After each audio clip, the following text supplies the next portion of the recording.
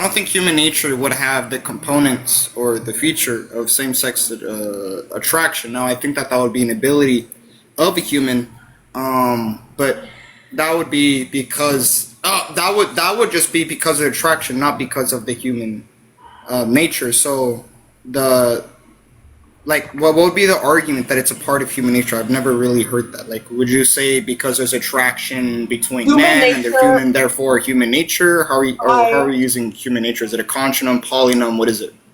Human nature refers to the shared psychological, biological, and social traits such as thinking, feeling, and acting that define humankind, acting as intrinsic and often debated foundation for behavior. That's what I mean when I'm saying human nature, and I'm referring to the aspect of feeling, and that is attraction. That's a part of human nature. It is very natural for humans to feel attraction. Do you disagree?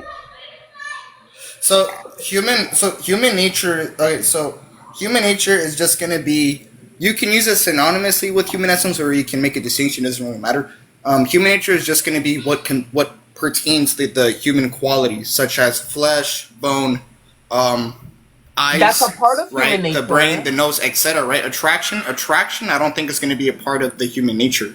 Okay, then at least same-sex attraction. I mean, maybe even if I granted that attraction was a feature of human nature, the thing is that human nature doesn't have attraction. Subjects that possess human nature have attraction. So I don't see how attraction could be a part of human nature. I think humans can be attracted to other, but I don't think that would be a part of human nature. So human nature itself doesn't have attraction. I don't think there's any straightness with human nature. I don't think there's any gains with human nature. I just think that there's sexuality that pertains to what the body is, but it's not actually part of the human nature. So you would have to give the argument for why gayness would be a part of that human nature rather than just saying that.